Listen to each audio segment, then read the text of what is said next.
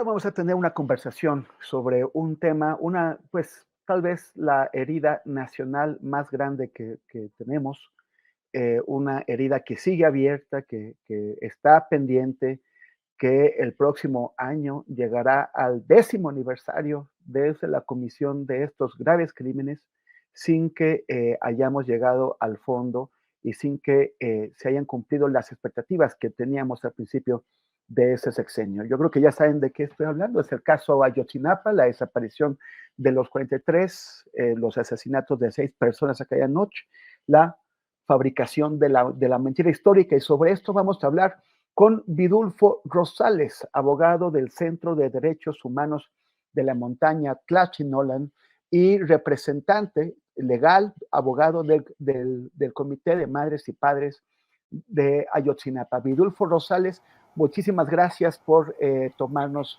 esta llamada o esta conversación, esta videollamada. Temoris, buenas tardes, gracias a ti, a Julio, por invitarnos y por darnos voz en este programa importante. Oye, Vidulfo, este ha sido, bueno, desde agosto y septiembre del año pasado y especialmente este año ha sido muy duro, ¿no? Un año como de bofetones para quienes esperábamos la resolución del caso. ¿Cuál es tu balance de lo ocurrido en 2023? Mira, creo que estamos en una etapa difícil. Vemos este 2023 pues muy gris, ¿verdad? En el que se registraron muy pocos avances, yo diría nulos avances. Creo que todo inició, Temoris, en el año pasado, ¿verdad? Hubo un quiebre ahí en el avance del caso Ayotzinapa, cuando las investigaciones viraron y el curso natural de ella nos llevó a la responsabilidad del ejército mexicano. Cuando eso ocurre, tú recordarás, se libran 16 órdenes de aprehensión, no viene bien eso al ejército, el ejército presiona, el ejecutivo sucumbe a esas presiones y termina por cancelar esas órdenes de aprehensión, termina por presionar a Omar Gómez y Omar Gómez tiene que renunciar porque no hay condiciones dentro de la fiscalía ya para que siga, la presión es demasiado fuerte y eso ocurrió. Tú recordarás que en ese año, en septiembre del 2023, 2022 ocurre eso. Todo el año 2023 nosotros estuvimos exigiendo que se libraran que se reactivaran las 16 órdenes de aprehensión que se habían cancelado, y eso nos mantuvo, digamos, ahí en un debate fuerte. En todas las mesas que teníamos era constante el reclamo de las madres y los padres, porque para nosotros esa era una condición sine qua non para que pudiera avanzar el diálogo y para que pudiera avanzar la investigación. Los padres decían, bueno, si no se reactivan las órdenes de aprehensión, pues no habrá señales de que vamos a avanzar. Y luego enseguida se presentó otro tema toral, ¿verdad? Que tiene que ver de igual forma con el ejército mexicano. Y ese tema toral, Temoris, tiene que ver con un cúmulo de información y que esa información es de gran relevancia que está en poder de los archivos, los famosos CRFI, de fusión de información, que opera en Iguala y que habría acumulado información sumamente relevante. Esa información, digamos, está acumulada ahí. Hay pequeños retazos de información que están en la investigación que indica que son trascendentes. Por ejemplo, uno de esos pequeños retazos de esa información es algunos elementos que indican que 17 estudiantes estaban en barandillas. Municipal de Iguala, a las 10 de la noche más o menos, 10, 11 de la noche, y que a esa hora estaban siendo llevados de barandillas a un lugar que le dicen Loma de Coyotes. Hay una conversación correspondiente que está en los archivos del CFRI, pero es una información muy incompleta, necesitamos todo lo demás. Entonces, Eso empezó ese debate, digamos, empezó a profundizar en el mes más o menos de mayo, en junio, y seguimos en todas las mesas se siguió exigiendo esa información y llegamos a septiembre de este año con una posición muy fuerte de parte del ejército mexicano. El GIEI también estuvo se reunió alguna vez con el presidente de la República y el presidente de la República dijo que se iba a buscar la información por otra vía, pero que no iba a ser posible que ya el ejército diera nada, ¿no? Y ya posteriormente, públicamente irrumpió el presidente a decir que no había ninguna información pendiente, que todo se había entregado, ¿va? Entonces se refería a una información que efectivamente fue entregada por el ejército mexicano, pero están incompletos, hacen falta 800 folios, ¿va? Entonces 800 folios no están, dentro de esos 800 figura esta información que habla del paradero de 17 jóvenes, ¿va? Entonces ahí nos estancamos. Nosotros hemos presionado, hemos exigido, no presionado, sino exigido que el ejército mexicano tenga que entregar eso. ¿Por qué, Temoris? Porque ya hoy en día buscar información por otras vías no es posible, solamente con los detenidos, que ahorita tenemos algunos detenidos de Guerreros Unidos, Tenescalco, Felipe Flores, los propios Abarca, y nada más. Creo que el universo es muy corto, pero son personas que obviamente ellos difícilmente se va a romper el pacto de silencio con ellos, difícilmente van a hablar. Entonces todo el universo de testigos que había, estamos hablando más de 100 testigos, ya se habló, ya dieron la información que tenían que dar, dieron lugares, dieron sitios importantes. Esos sitios ya fueron verificados, ya fueron revisados, fueron inspeccionados, se hicieron búsquedas y no se encontró nada. ¿Cuál es la información que hoy en día tenemos pendiente? Esa, la que está ahí en los archivos militares. Ese es el único, digamos, acervo informativo que tendríamos que explorar para ver qué es lo que hay en esos 800 folios, ¿va? Y eso es lo que ellos se niegan. Creo que allí nos hemos enfrentado muy fuerte. Y lo último que habría acontecido, Temoris, es que este debate que tuvimos de cara a los 9 años, en el mes de septiembre, con el presidente, en esta tónica, él negando la información y nosotros pues señalando su existencia. Como recordarás, finalmente Alejandro Encinas dijo, sí hay información, incluso de estos 800 folios que estamos exigiendo, él hizo público 18, ¿verdad? Hizo público 18 y dijo que efectivamente había más información. Él nos refirió que había hablado con el presidente y que el presidente se había comprometido de dar una instrucción para que esa información fuera entregada. Ahí nos quedamos. Posteriormente se vinieron más presiones. Alejandro Encinas, por este tema, desde mi punto de vista y desde el punto de vista de las madres y padres, tuvo que renunciar. La presión fue tan fuerte que él renunció y bueno, ya quedamos entonces con un mecanismo extraordinario de justicia que decimos nosotros, integrado por una fiscalía especial, por una comisión para la verdad y el acceso a la justicia y el propio GIEI, ya sin presencia dentro de la investigación. Entonces ya no tenemos nada. Lo que ahora tenemos es una serie de golpeteos del presidente de la República tendientes a desviar la atención. Entonces, no cada vez que en su mañanera no desaprovecha la oportunidad para golpear al Centro Pro, para golpearnos a nosotros, para hacer cualquier pues expresión de desprestigio para desviar la atención, pero el tema principal, que es esta información relevante para saber qué es lo que hay o para indagar el paradero de los jóvenes, o puede ser que estos 800 folios no haya nada, ¿verdad? Pero es un acervo informativo, es un acervo probatorio vital dentro de la investigación para ver qué es lo que ahí hay, porque fuera de ahí, Temoris, ya se exploró todo, te vuelvo a repetir, ya no hay nada más. Si acaso habría que entrevistar a el cabo Gil, porque él es uno de los autores de esta llamada telefónica donde se habla de los 17. Y creo que a eso se refería el presidente, que habría que buscar por otra vía. También el propio secretario de la Defensa Nacional, el día 30 de septiembre de este año reviró en una carta que mandó él y decía, bueno, pues pregúntenle al Gil, ¿verdad? Que dónde están los 17 jóvenes que se llevaron. Pero Alejandra Encinas también reviraba en una reunión en privado que yo tuve con él, me decía, pero pues si los militares dicen que, digo, pero si el Gil dice que fueron ellos, los militares, ¿no?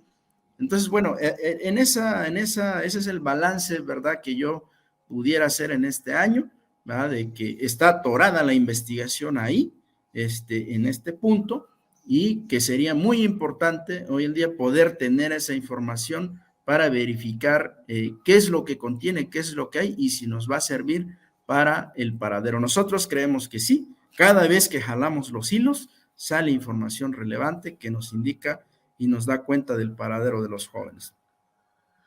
Abogado, en septiembre del año pasado, el presidente López Obrador admitió que él le había pedido al fiscal Alejandro Gertz Manero que se cancelaran 21 órdenes de aprehensión que habían sido emitidas, según él, con el objetivo de provocar una rebelión en el ejército. Se planteó que la reactivación de esas órdenes de aprehensión era fundamental para tratar de reconstruir la confianza en el gobierno.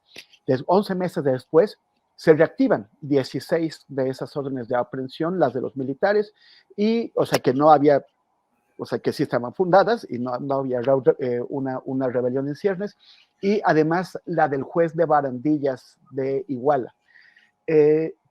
¿Cómo interpretan ustedes esta reactivación? ¿Qué sentido tuvo? ¿Para qué sirve? ¿Ha ayudado a restablecer la confianza? Y también, ¿qué pasa con las otras 4 que no fueron reactivadas, que incluyen al entonces fiscal del estado de Guerrero, Iñaki Blanco, a la presidenta del Tribunal Superior de Justicia y a otros funcionarios estatales? Pues sí, mira, pues para nosotros tiene un claro, es una clara decisión política, ¿verdad? La cancelación de las órdenes de aprehensión no tiene nada que ver con un tema de solidez probatoria, un tema meramente jurídico, fue un tema político, una intervención del Ejecutivo para cancelar esas órdenes de aprehensión. Creo que ha quedado muy claro. Hay ahí una presión del ejército mexicano y ahora, bueno, se reactivaron.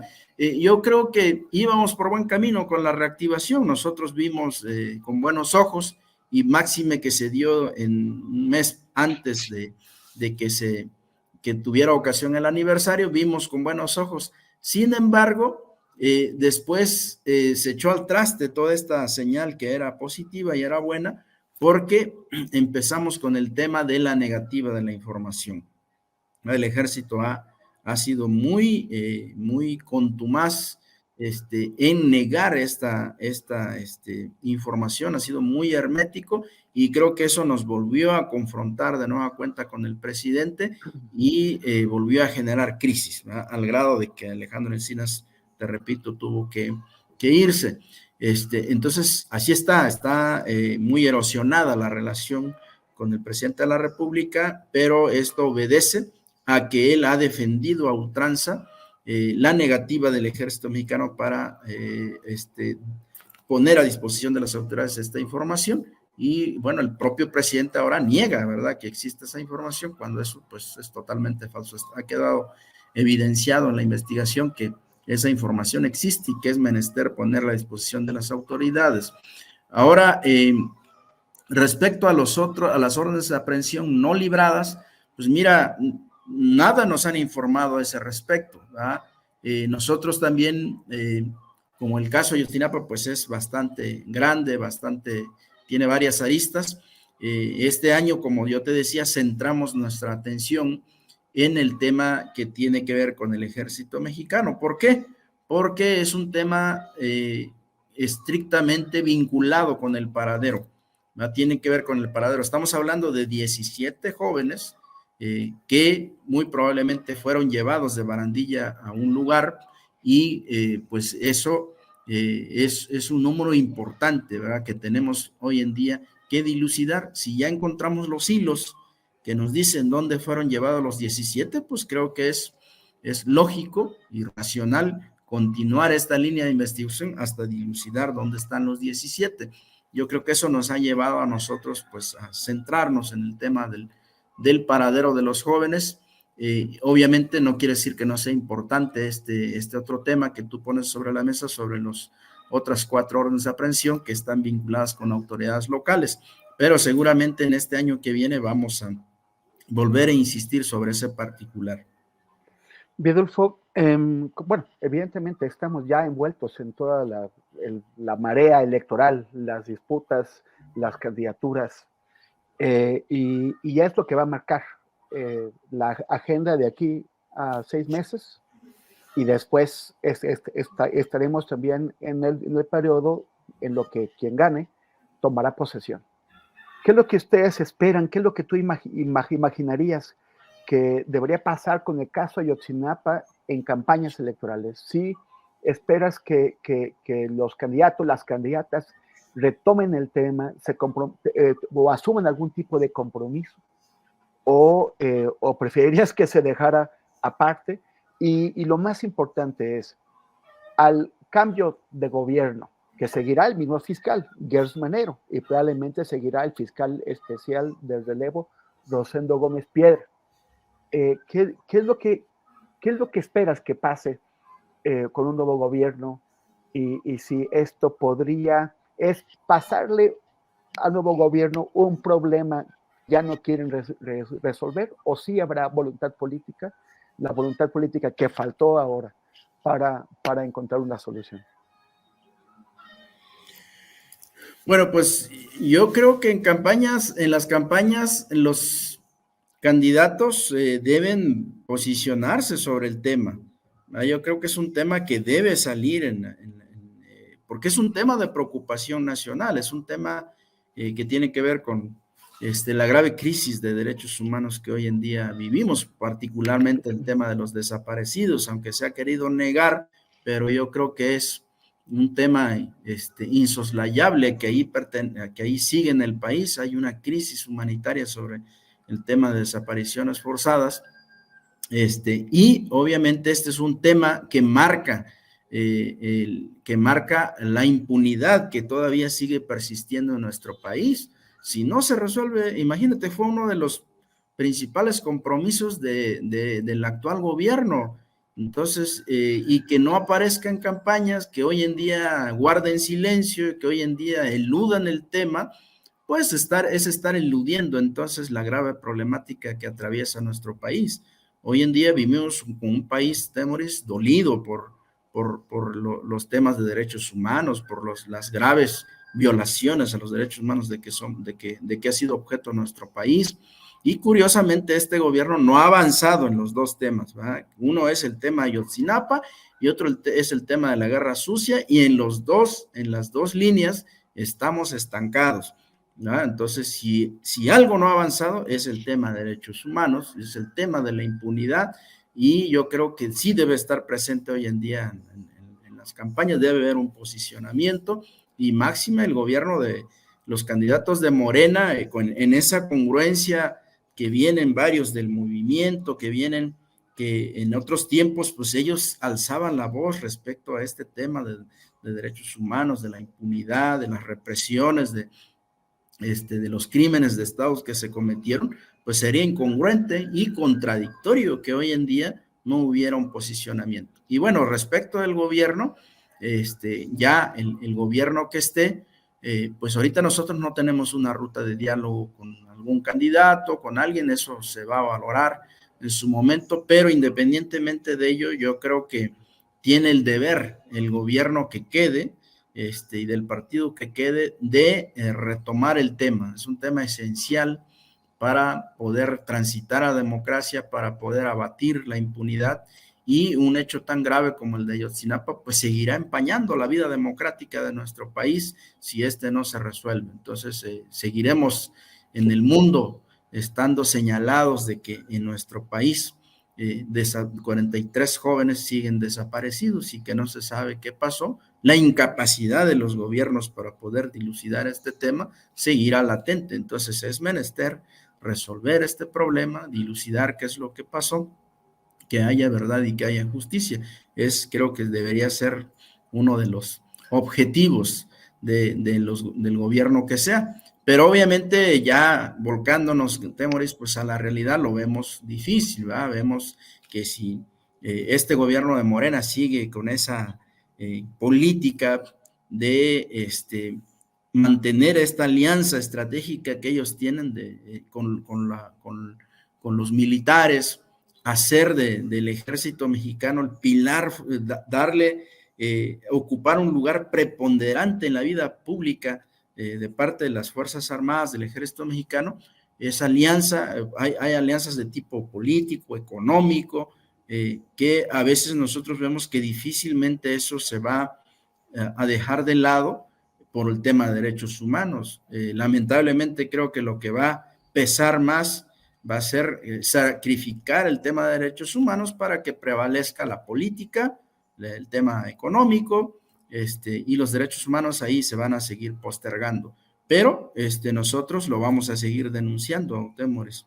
Aun cuando seamos llamados equivocadamente conservadores y todo eso, si el gobierno no rectifica, del que sea, del tipo que sea, incluso de Morena, si el gobierno no regresa la mirada al tema de derechos humanos, al tema de la impunidad, al tema de esclarecer estos graves crímenes, porque además es gente que luchó, es gente que como los normalistas de Ayotzinapa, que es una voz crítica en el país, ¿no? Y que ellos generan conciencia pública, generan muchos profesores que van a las comunidades y que se convierten en auténticos defensores de derechos humanos, de las causas de la salud, de la educación, de ayudar a la gente pobre, que hoy en día sean silenciados por eso, por esa voz crítica, que hoy en día se les persiga y que por ser de Ayotzinapa hoy en día no haya justicia en su caso, que todos llamen al olvido y que hagan como hace el presidente hoy en día, que desvía la atención